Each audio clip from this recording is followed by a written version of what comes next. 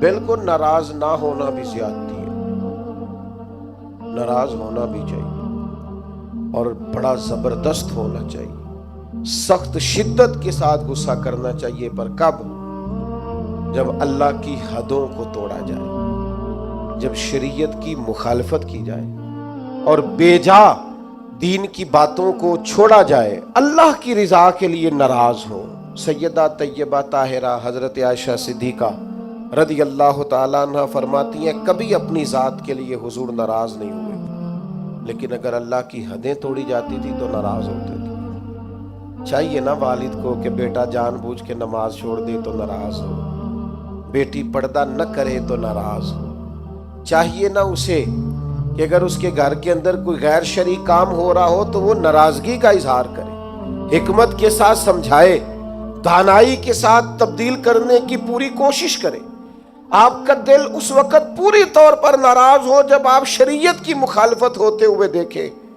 10,000 گم ہونے پر تو جس کا دل پریشان ہوتا ہے، لیکن نماز ظہر قضا ہونے پر جسے کوئی اثر نہیں ہوتا، جو چند منٹ، آدھا گھنٹہ، پونا گھنٹہ نوکری سے لیٹ ہو تو احساس پیدا ہوتا ہے، لیکن کئی دن بیت گئے فجر نہیں پڑی، کتنے دن گزر گئے، سویرے اللہ کی بارگاہ میں نہیں اٹھا، توجہ نہیں ہوتی۔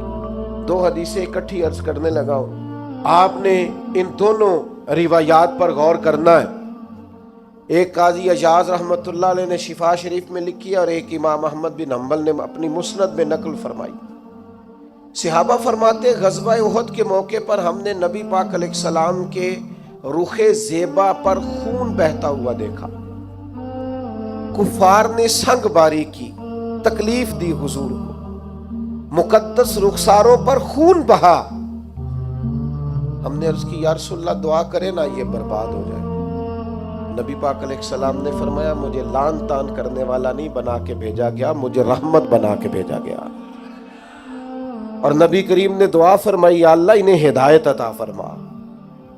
اس موقع پر جب حضور کو ذاتی طور پر تکلیف دی گئی ہے، مقدس چہرہ نور پر خون بہ رہا ہے اور صحابہ کے کلیجے پھٹ رہے ہیں، اور احد کے میدان میں حضور کا وہ رنگین چہرہ خون سے بھرا ہوا دیکھ کر طبیعتیں مچل رہی، تڑپ کے عرض کی حضور کریں دعا یہ تباہ ہو جائے۔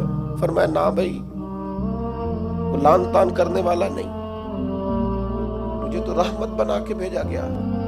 لیکن میرے عزیزو، غزوہ خندق کے موقع پر جب دشمنوں سے دفاع کرتے وقت نماز عصر مسلمانوں کی قضا ہوئی تو حضور نے ہاتھ اٹھا کے عرض کیا، کہا اے اللہ ان کے پیٹ آگ سے بھر دے جنہوں نے ہماری نماز عصر لیٹ کی، ہماری نماز لیٹ کر دی، صلاۃ وسطیٰ لیٹ کر دی۔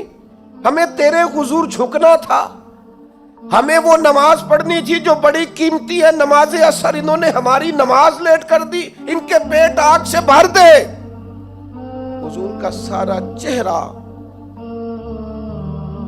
لہو سے بھرا ہے، پر ذات کے لیے دعا نہیں کی کہ یہ تباہ ہو جائیں، پر ایک نماز لیٹ ہو گئی۔ صحابہ کی عصر قضا ہوئی تو کریم نے ہاتھ اٹھا کے کہا یا اللہ بھر ان کے پیٹ آگ سے۔ او سنگیو، آؤ یارو اپنا اخلاق تو دیکھیں، میری بھی فجر قضا ہے، میرے پتر کی بھی قضا ہے، میری جوان بیٹی بھی جم کے سو رہی، کبھی ماتھے پر شکن تک نہیں آئی، لیکن میری روٹی لیٹ ہو جاتی ہے تو میں سارا گھر سر پہ اٹھا لیتا ہوں، زمین آسمان ایک کر دیتا ہوں۔